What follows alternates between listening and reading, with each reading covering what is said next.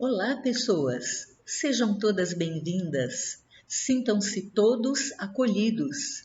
Estamos aqui para mais uma aula da professora Nilza Braga. Vamos lá? Olá, pessoas! Espero que estejam todos bem. Que bom que estamos aqui, não é? Hoje nós vamos começar aqui uma aula de arte. Acredito que todos vocês tenham tido arte e educação lá no ensino fundamental e nós vamos aprofundar um pouco os conhecimentos que vocês trouxeram de lá. Alguns alunos já falaram comigo que a aula de arte é bacana porque é só para desenhar e fazer colagem e nada mais. Eu tenho uma novidade para vocês. A arte vai muito além do desenho. A arte também é desenho, mas não só, tá bom? Coloquei aqui a pergunta tradicional: o que é arte? Coloquei ao redor da palavra arte todas as formas de expressão que nós podemos encontrar. A arte, hoje, ela é dividida, digamos assim, em sete formas básicas, em sete áreas, tá? A gente começa aqui com a música, temos o cinema como uma forma de arte, a literatura, que é minha paixão, a pintura, a escultura, o teatro e a dança, que fica ali pertinho da música. Bom, às vezes a gente não pensa em arte como uma coisa assim tão quebradinha, não é? Tão dividida em partes.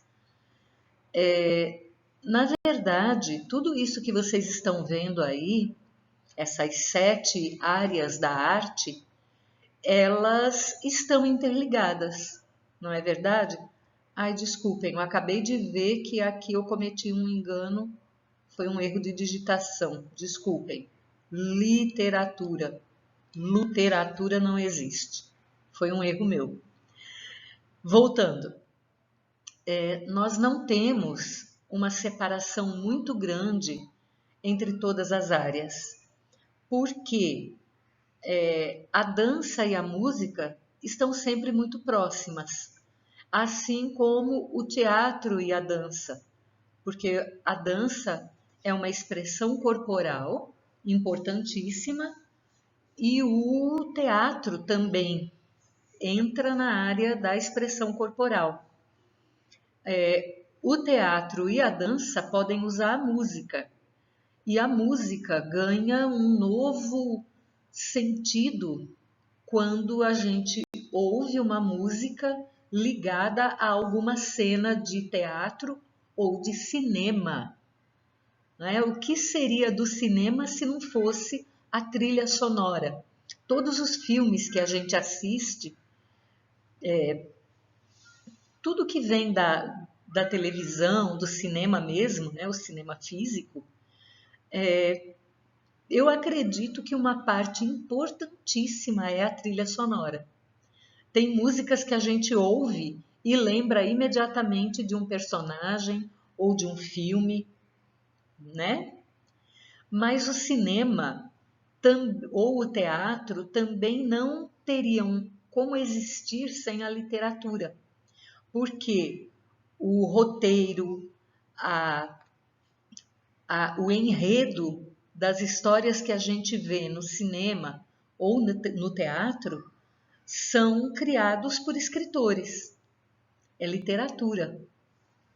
E para tudo isso funcionar, para que tudo isso tenha um complemento e possa ser mostrado, entra em cena a pintura, o desenho, o grafite, tudo o que possa trazer vida para alguma cena, tudo o que possa complementar. E a escultura, que é uma forma muito difícil da gente trabalhar, mas que tem resultados belíssimos, não é? As grandes estátuas, os obeliscos, os monumentos, tudo isso é escultura. A escultura pode ser pintada, ela pode aparecer num palco de uma dança ligada à música. Gente, todas as formas de arte estão interligadas. Tudo. Então a gente pode dizer que a arte é toda forma de expressão que aparece para a gente, né? E assim nós descobrimos, nós concluímos que toda forma de expressão pode ser considerada arte, tá? Qualquer coisa que uma pessoa utilize para se expressar. É por isso que a gente deve ter os conceitos de arte mais liberais. Então, assim, não adianta a gente querer se tornar um grande crítico de uma hora para outra e dizer que fulano desenha mal, o desenho dele é feio. Ah, fulano tentou pintar alguma coisa e ficou horroroso, ele não sabe. A questão é a seguinte, gente. Todo mundo precisa se expressar de alguma maneira. Maior parte de nós, eu inclusive, só temos basicamente a nossa fala para nos expressar. A mim falta qualquer tipo de talento artístico, muito embora eu esteja correndo atrás de aprender pelo menos as técnicas. Eu estou fazendo uma faculdade de artes visuais. Isso, a gente vai ter muito que conversar ainda. Mas, por exemplo, eu não sou boa em música, eu não sei tocar nenhum instrumento, eu não sei cantar, eu não sei dançar, eu não represento muito bem, eu não sei dirigir um filme ou uma novela, eu não sei pintar, nem desenhar bonequinho de palito, eu não sei esculpir, então só me resta escrever. Eu até gosto. Portanto, quando a gente for criticar, for falar, for avaliar trabalho que envolva formas de expressão, eu sugiro que a gente tenha um pouco de humildade, né? Nós não somos assim grandes artistas. Muito embora eu tenha certeza que entre vocês que estão aqui assistindo essa aula, tenha muita gente que goste de desenhar, de cantar, de tocar. E eu espero que a gente retorne às nossas aulas presenciais para que vocês possam me mostrar todas essas suas formas de expressão, tá certo? Lembrando que tudo isso é arte e que não existe certo ou errado. Não existe o feio ou o bonito, porque isso é um julgamento nosso, tá? Eu conheço pessoas que, até por questão de algum transtorno, né, não conseguem falar direito, não conseguem articular as palavras e aprenderam a se expressar com desenhos. Então, se aquilo ali, se aquele desenho é a forma que a pessoa encontrou para se comunicar, quem sou eu para dizer que é feio, que é bonito, que é uma besteira, que não vale nada? Não se deixem depreciar por ninguém. Qualquer pessoa que disser que um trabalho artístico seu não tá bom, é uma pessoa que, no mínimo, não tem muita formação para estar te julgando. tá certo? Quando a gente trata de arte, de expressão artística, não existe feio, bonito, certo ou errado, tá bom? Vamos ver aqui algumas formas de expressão que existem em vários níveis. Olha só, temos aqui uma forma de expressão bastante antiga. É uma pintura rupestre. Não sei se vocês todos já ouviram falar, mas essas pinturas, esses desenhos, eram feitos nas paredes das cavernas que serviram de abrigo para os primeiros seres humanos que viveram. Olha que coisa estranha, né? A gente vê aqui uma figura humana e um animal, né, que parece um boi, um búfalo. Segundo os estudiosos, essa figura, esse desenho, mostra uma cena de caça. Eu repito, não sou crítica de arte, não estudei a fundo esse tipo de desenho rupestre, vamos repetir. E a mim, acredito que se estiver mantida aí a proporção entre o tamanho do ser humano e o tamanho do animal, ele só com essa vara aí na mão, eu acho um pouco difícil que ele estivesse caçando esse animal. Talvez ele estivesse fugindo. Mas quem sou eu para dizer isso, não é verdade? Pronto, sem brincadeira agora. Pessoas que realmente estudaram, identificaram, né, nesse desenho indicações de que foi uma cena de caça, tá? Muito provavelmente havia outras pessoas e encurralaram esse animal e estavam caçando. O que chama a atenção é que essa obra de arte, né, essa forma de expressão, tem 45 mil anos de idade. E eu gostaria de chamar a atenção de vocês para a imortalidade de uma obra de arte, tá? É claro, acredito eu que o autor dessa obra, ele quis mostrar aos outros de que maneira eles caçaram, de que maneira eles deveriam caçar, tá?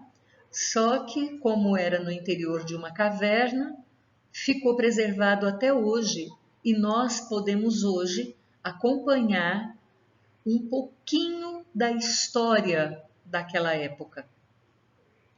E é para isso que a arte também serve. Além de ser uma forma de expressão em todas as suas áreas, ela nos conta a história de um momento, porque todo autor, seja ele escritor, pintor, escultor, um cineasta, um coreógrafo para as danças, um dramaturgo, que é a pessoa que prepara peças no teatro, um músico, todos eles retratam a sua vida, a sua sociedade, um momento histórico da sociedade. O autor dessa obra que a gente está vendo, dessa pintura rupestre, ele imortalizou na parede da caverna, ele imortalizou um momento de caça.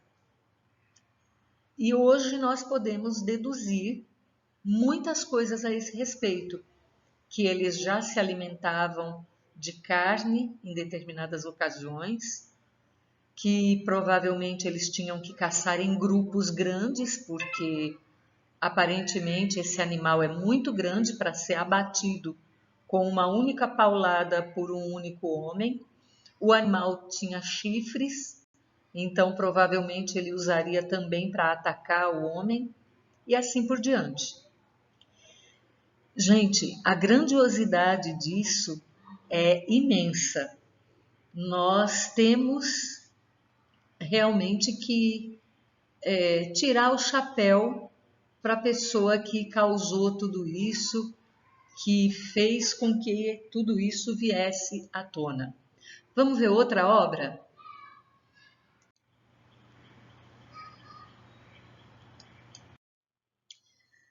E aqui chegamos a uma obra mais recente, uma pintura do artista Cândido Portinari, foi feita em 1944 e se chama Criança Morta.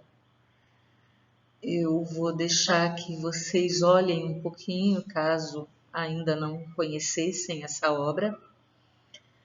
Cândido Portinari, ele foi um artista que fez absoluta questão de retratar de uma maneira muito dura, muito realista, a realidade das classes sociais menos privilegiadas, né? Das pessoas que mais sofrem no nosso país, desde sempre. Então, esse Criança Morta faz parte de uma época das obras dele em que ele retratava nordestinos que eram retirantes, tá? Você vê que nessa tela, nessa pintura, ele mostra a dor das pessoas que estão perdendo essa criança. Você nota que ele não coloca pele nos personagens, né, retratados. Você enxerga ossos, músculos. É uma coisa muito triste. Você vê o chão duro, seco. Você nota o céu escuro lá atrás. Um monte de crianças aí, pessoas, todo mundo chorando. É um momento muito trágico, muito triste, em que os trabalhadores precisavam deixar suas casas, sair de sua terra natal, porque os governantes não se importavam com os pobres, né? Poderiam ter resolvido esse problema da seca, mas era mais fácil culpar a Deus e aos santos, né? Ah, porque São José não mandou chuva, São Pedro não mandou chuva, Deus não mandou chuva. Pois é, só que isso sempre aconteceu no semiárido brasileiro. O importante era lembrar que há uma época de chuvas e essas chuvas não eram aproveitadas quando deveriam. Aquele tempo bonito em que os açudes enchem, né, e o céu fica para chover e tal e coisa, é a época em que deveria já ter sido providenciado reservatório para essa água. Só que a seca era moeda na mão dos coronéis, na mão dos maus governantes, que preferiam que o povo abandonasse suas terras para que os coronéis cada vez mais aumentassem suas fazendas, para que eles pudessem ter trabalhadores a troco de um prato de comida, a troco de um barraco para colocar a família. Não, mas o coronel fulano de tal é um homem bom, ele dá comida para a gente, ele deixa a gente morar aqui. Ele não deixa, a terra era sua. Tudo isso é retratado em um único quadro, em uma pintura. Imagina em todas as pinturas que existem por aí, com todos os artistas e de todas as maneiras, né? Vamos em frente? Por fim, eu gostaria de dizer a vocês que, como nós já vimos, a arte, ela engloba todas as instâncias do conhecimento humano, porque através da arte a gente expressa tudo o que aprendeu em linguagem, em história, física, química, geografia, matemática, filosofia, biologia, sociologia, redação, literatura, tudo isso é forma de expressão artística e tudo isso junto forma o que nós chamamos de cultura. A cultura de um povo, a cultura de uma pessoa, a cultura de uma família, de um local. Tudo isso é arte. Nós quase podemos dizer que a arte é sinônimo de cultura. É como se fossem mais ou menos a mesma coisa, tá? Não é exatamente isso, mas é por aí. E agora eu vou deixar aqui essa parada, essa pausa na reflexão e nós vamos em seguida fazer uma pequena atividade, tá bom? Até já!